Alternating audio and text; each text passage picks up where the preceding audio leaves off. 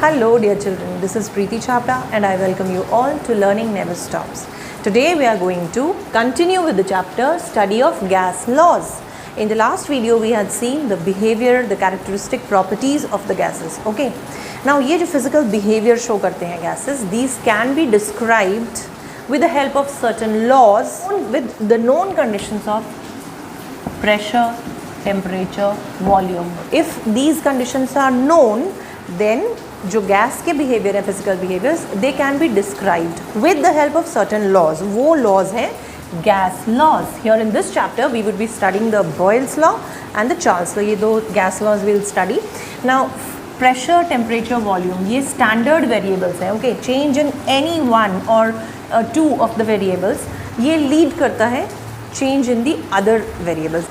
Suppose हम पहले volume को कांस्टेंट रखते हैं. Constant volume of gas में if we study and we raise the temperature of the gas. Okay, take a vessel. Suppose if there is a vessel, enclosed vessel in which a known and fixed volume of gas we take. Okay, ये constant है gas का volume. Temperature इस case में अगर we increase, ठीक है, तो normally conditions में भी गैस के पार्टिकल्स की क्या प्रॉपर्टी है. फर्स्ट प्रॉपर्टी ही है कि वो कोलाइड करते हैं with each other. Right, we had seen this. Walls के साथ भी कोलाइड करते हैं, आपस में भी कोलाइड करते हैं, है ना. अब अगर टेम्परेचर इंक्रीज कर दिया जाए that would lead to increase in the kinetic energy of these particles. Right, ये काइनेटिक एनर्जी जब इंक्रीज होगी व्हाट वुड हैपन, ये और ज़ोर से स्पीड के साथ कोलाइड करेंगे एक दूसरे को भी and wall of the container को भी. राइट, इस वॉल को कंटेनर को हिट करेंगे तो क्या होगा, that would lead to the increase in the pressure. If we have kept the volume constant and we have increased the temperature that has led to an increase in the pressure. So like that अगर किसी भी एक variable को constant रखा जाए and किसी एक variable में कुछ चेंज आए that would lead to a change in the other factors or the other conditions also. Fine. Now what is temperature?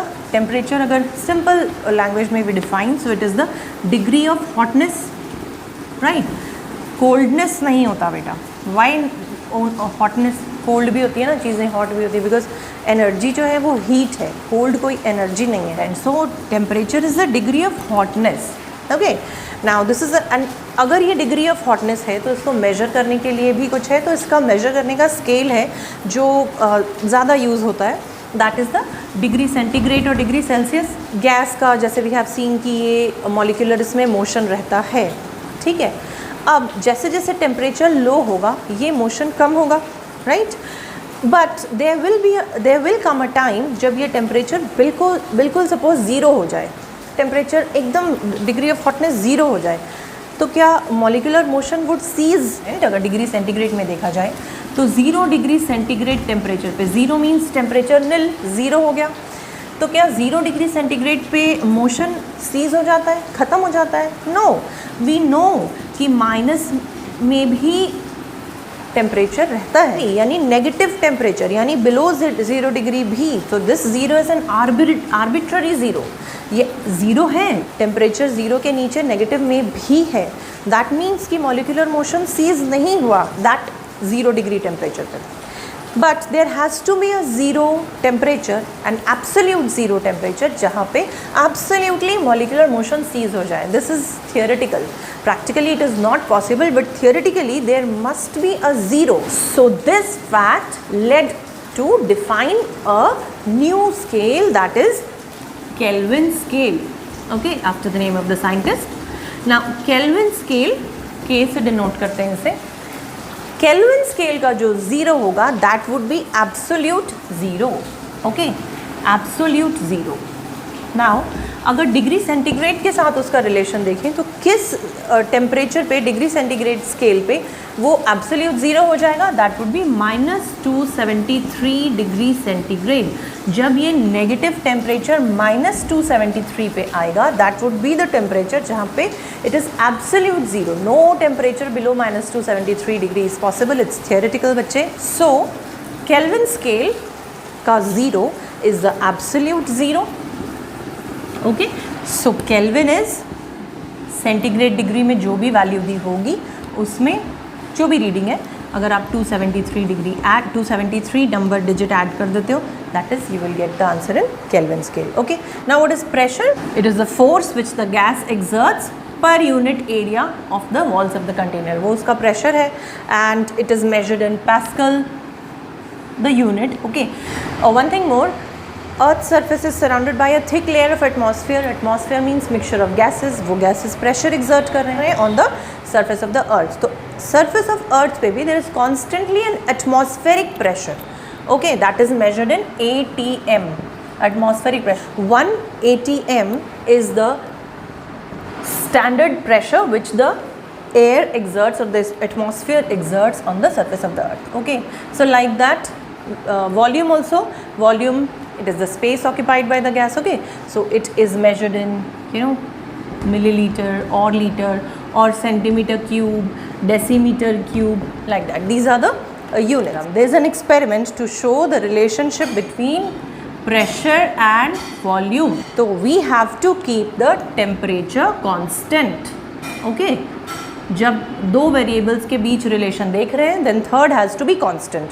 Now look at the setup. This is the syringe, the normal syringe, जिसमें ये इसका एक piston है. This is the nozzle of the syringe, this one, जिसको adhesive tape से we have to close the mouth basically and put a rubber stopper in it. Now this is the normal piston. One by one, suppose this is the weight one. पहले suppose ये दो नहीं है, ठीक, एक wait रखोगे. जब आप ये वेट यहाँ पे रखोगे तो पिस्टन क्या होगा, पुश होगा थोड़ा नीचे, ठीक है. देन अगर आप यहाँ पे वेट 2 रखते हो, एक एक करके अगर आप वेट इंक्रीज करते हो, दैट मीन्स अगर यहाँ पे वेट 2 एक और वेट रखा तो व्हाट वुड हैपन, ये पिस्टन और ड्यू टू द वेट ये और नीचे जाएगा, है ना. अब सपोज एक आप और वेट रख देते हो, like that if you keep on increasing the weights, तो ये पिस्टन और नीचे जाएगा. क्लियर? क्या दिख रहा है इससे? जब वेट्स यानी प्रेशर इस गैस पे इंक्रीज हो रहा है तो यू कैन सी कि वॉल्यूम डिक्रीज हो रहा है ना. यहाँ से हमने इसको क्लोज कर दिया, गॉट इट. ये वॉल्यूम डिक्रीज हो रहा है, यानी with the increase in pressure the volume is decreasing. And जब सपोज अब एक एक करके आप वेट्स हटा दो तो यहाँ से ये वापस यहाँ चला जाएगा. अब अगर आप ये भी वेट हटा दो तो ये यहाँ से वापस पिस्टन ये ऊपर चला जाएगा. अब सपोज़ ये भी वेट हटा दो तो वापस यहाँ आ जाएगा, ठीक है. तो on decreasing the pressure volume increase हो रहा है. सिंपल एक्सपेरिमेंट कि वॉल्यूम और प्रेशर हैं वो इन्वर्सली प्रोपोर्शनल हैं, एक बढ़ता है तो एक घट जाता है, ठीक है. बेस्ड ऑन दिस अगर आप ये समझ गए देन आप समझो बॉयल्स लॉ समझ गए, ठीक है. Boyle's law shows the relationship between the pressure and the volume. Now you know the relation between pressure and the volume. Boyle's law ने इसे स्टेट किया 1662 में. रॉबर्ट बॉयल ने स्टडी किया कि जब प्रेशर को हम डबल करते हैं तो वॉल्यूम हाफ हो जाता है, राइट. अगर प्रेशर को मैंने कम कर दिया, 1/4 कर दिया, तो वॉल्यूम 4 टाइम्स इंक्रीज हो जाएगा. ये रिलेशन के साथ इंक्रीज करते हैं, ओके. तो बॉयल्स लॉ के according the law says that this pressure and volume, they are inversely proportional. Now let us look at the mathematical expression of Boyle's law. Boyle's law, okay, Boyle's law ka mathematical expression we are going to see. Now this is related to volume and pressure. So here you have to keep the temperature constant. And remember one more thing, जब भी हम ये laws पढ़ते हैं we study them with a fixed mass of dry gas. So if the volume of gas is V1, so this is inversely proportional to pressure. So at V1 pressure would be P1, है ना. Proportional के साथ we cannot continue to for calculation. So this is V1. When we replace this, we replace it with equal to with a constant value. That constant value is K here by P1. Okay. Suppose we change the volume to V2.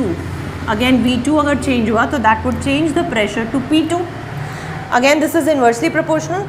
To make it equal, this V2 is now equal to K by P2. Okay. This constant value. So here you can see P1 V1 into P1 is equal to a constant, and here you can see V2 into P2 is also a constant. From these two equations we can say that V1 P1 is equal to V2 P2, which is, these both are equal to a constant value. That means according to Boyle's law, the product of the volume and the pressure of a given mass, of a constant mass of a dry gas at a constant temperature is always equal, it's always constant. Clear?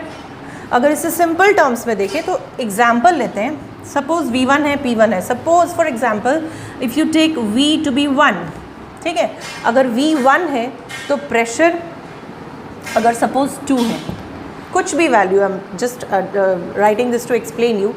Now कोई भी change इसमें will lead to change here. जितना हम इसे increase करेंगे उतना ये decrease होगा. एंड वी हैव सीन कि रॉबर्ट बॉयल हैड प्रूव्ड कि when this is doubled this gets halved or vice versa. Okay, suppose this is 1, this is 2. Suppose we make it 2. इसे मैंने बढ़ा दिया तो this has to become half. ये double हुआ है तो ये हाफ होगा. This will become 2 का half 1. V1 into P1, what is the product? 2. V2 into P2 again 2. तो अगर मैं इसे डबल करती हूँ, 2 का डबल हो गया 4, तो ये हाफ हो जाएगा है ना. If this is double then this volume becomes half. That means it is 0.5. Again the product of these two is the same. So product of volume or pressure will be a constant every time. Okay, so this is Boyle's law.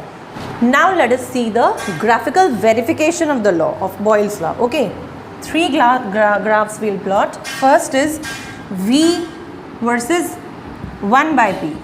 Okay, the next one is V versus P, and this is PV, that is product versus the pressure.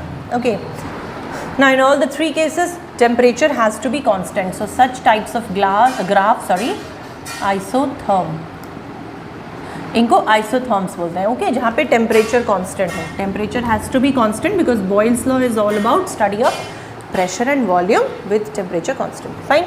Now V is inversely proportional to P. That means we write it as this, V 1 by P. That means V is inversely proportional to P.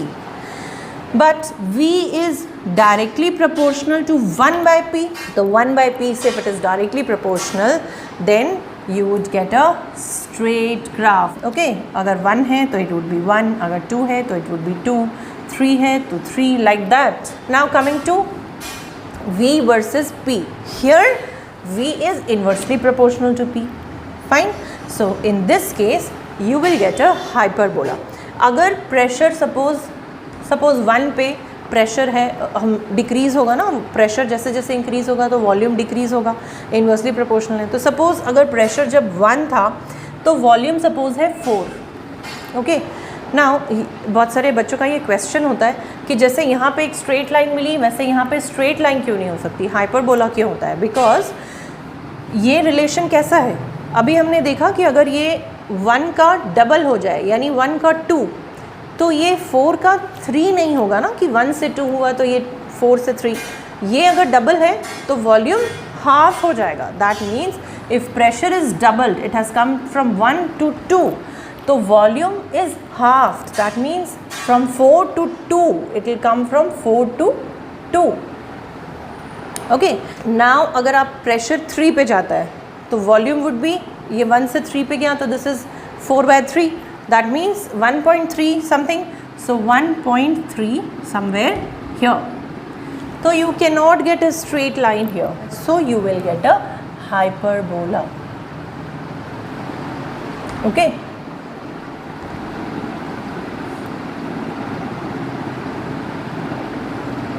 like that.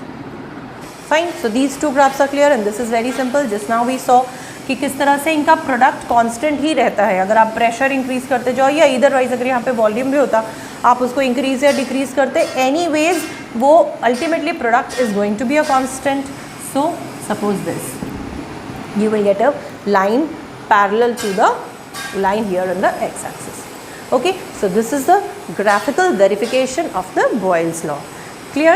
Now we'll look at the significance of the Boyle's law. So एक और property we had seen जब हमने behavior and characteristic property पढ़ी थी, that was density. Now what is Boyle's law related to? It is related to pressure and volume keeping the temperature constant. Pressure when decreased leads to an increase in volume. ठीक है, by now you all know this. Now what could be the relation between pressure, volume and density of the gas? जैसे ही pressure decrease हुआ volume increase हो गया, that means density decrease हो गई. Suppose we take this container, ये है gas particles, ठीक है. Now pressure decrease कर दिया जाए अगर इनका, that means volume अगर increase हो रहा हो तो volume increase हो रहा है but mass उतना ही है. So these particles get a wider volume to move. Okay, अब पहले इनके पास ये वॉल्यूम में मूव कर रहे थे, अब इस वॉल्यूम में मूव कर रहे हैं, तो density has decreased. Okay, so density also decreases. That means pressure and density का रिलेशन क्या है? They are directly proportional.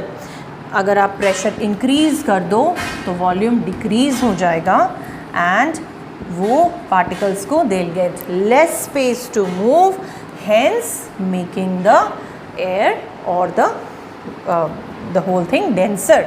Okay, so pressure and density are directly proportional होंगे. हायर ऑल्टीट्यूड्स पे जब ट्रैवल करते हैं, हिल्स वगैरह पे ट्रैवल करते हैं, वहाँ पे क्या होता है? एयर प्रेशर कम होता है ना. एयर प्रेशर कम होने की वजह से डेंसिटी डिक्रीज़ हो जाती है. दैट इज़ वाई जो माउंटेनियर्स वगैरह होते हैं या बहुत जो ज़्यादा हायर एल्टीट्यूड्स पे ट्रैवल करते हैं, they have to carry the oxygen cylinder with them, क्योंकि डेंसिटी एयर की, गैसेस की वहाँ पे कम हो जाती है. Fine. One thing I would like to mention, suppose एक बलून है, उसमें आप जब इन्फ्लेट करते हो, बलून में एयर फिल करते हो, तो यू सी कि बलून में प्रेशर भी इंक्रीज़ होता है, वॉल्यूम भी इंक्रीज़ होता है. But here we have seen कि प्रेशर डिक्रीज़ हो रहा है तो वॉल्यूम इंक्रीज़ हो रहा है. देन इसमें ऐसा कैसे? The reason is the mass has to be kept constant to study these laws. यहाँ पे are we keeping the mass constant? No, you are filling in more and more air to inflate the balloon. इसलिए this does not go with the Boyle's law. This is all about Boyle's law. In the next video we will be doing the Charles law. For that you have to subscribe to the channel so that we can meet again. Thank you. Till then, take care. Bye bye.